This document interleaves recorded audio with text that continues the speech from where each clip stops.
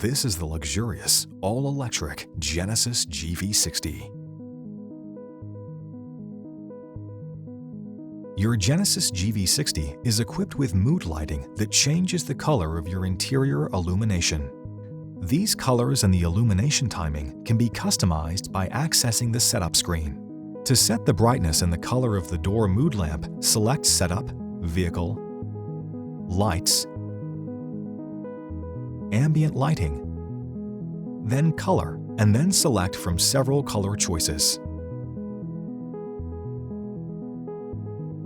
Another feature of this mood lamp is that it is set to automatically provide dim illumination inside the cabin space based on low light conditions. To adjust the settings or to disable this feature, press Setup, Vehicle,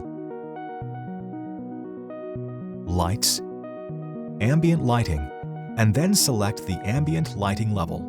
You can also select or deselect Dimmed in Dark. The Genesis GV60 features multiple types of drive modes and can automatically link ambient lighting colors to specific drive modes. To set the colors for the different drive modes, select Setup, Vehicle, Lights, Ambient Lighting, and then select Linked to Drive Mode.